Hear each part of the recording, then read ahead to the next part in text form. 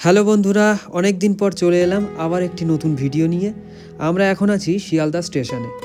আমরা অনেক দিন কলকাতাতে ছিলাম, এখন আমরা যাব আমাদের পাহাড়ি বাড়িতে মিরিকে।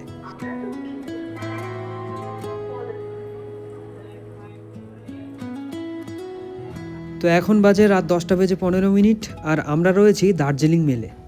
তো যথারীতি সঠিক সময়ে আমাদের ট্রেন রওনাও দিয়ে দিল। দেখতে দেখতে রাত পেরিয়ে সকাল হয়ে গেল।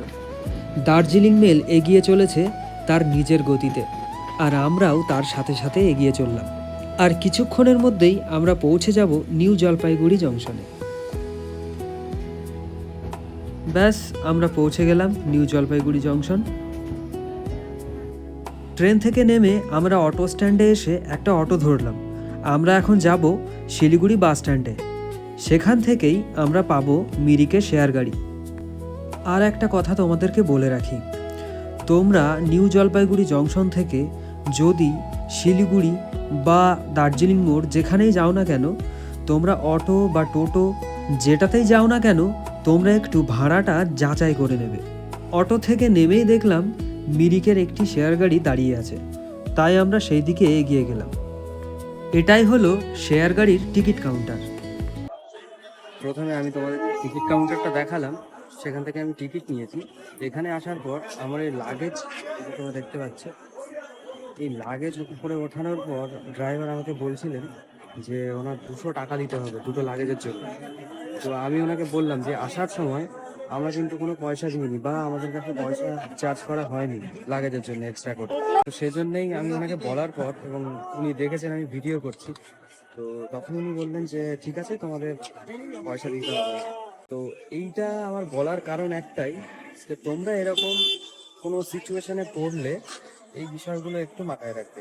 টিকিট তো আমি কেটেইছি, যদি আমার লাগেজের ভাড়া দিতেই হতো তাহলে টিকিট কাউন্টার থেকে আমাকে ওটা ইনক্লুড করে দিত, কিন্তু ওরা কিন্তু নেয়নি। তো এখানে আসার পর ড্রাইভার আসলে সম্ভবত এটা ওনাদের এক্সট্রা চার্জ, যেটা ওনাদের পকেট দেয়।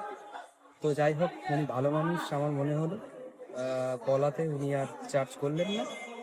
চলো এবার দেখা হচ্ছে মিরিকে। তো আর তর্স হয়েছে না কখন বাড়ি যাব। কোন বাড়ি? আমার পাহাড়ের বাড়ি মিরিকে। সবাই ছুটি কাটাতে পাহাড়ে যায়, আমি ছুটি কাটাতে গেছিলাম সমতলের বাড়িতে। সমতলের বাড়িতে ছুটি কাটানো হয়ে গেছে, এখন আবার ফিরে আসা আমাদের পাহাড়ের বাড়িতে। তো অপেক্ষা কখন গিয়ে পৌঁছাবো। কিছুক্ষণ অপেক্ষা করার পর আমাদের গাড়ি রওনা দিল। এটাই হলো শিলিগুড়ি বাস স্ট্যান্ড, এখান থেকেই সমস্ত গাড়িগুলো ছাড়ে। দেখতে দেখতে আমরা সেই দুধিয়ার ভাঙা ব্রিজটার কাছে পৌঁছে গেলাম। এখানে এখনো কাজ চলছে, নতুন ব্রিজ তৈরির কাজ কবে শেষ হবে জানি না, তবে যত তাড়াতাড়ি হয় ততই ভালো। একবার দেখো তোমরা ব্রিজটার অবস্থা। সবুজে ঘেরা এই পাহাড় দেখতে দেখতে আমরা এগিয়ে চললাম।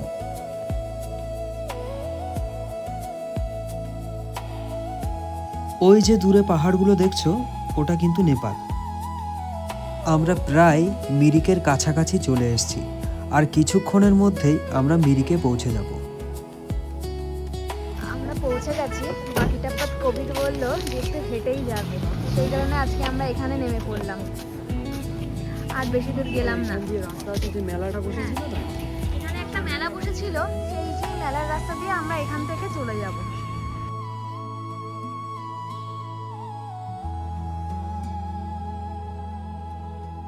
তো ফাইনালি আমাদের মিরিকের বাড়িতে আমরা পৌঁছে গেছি।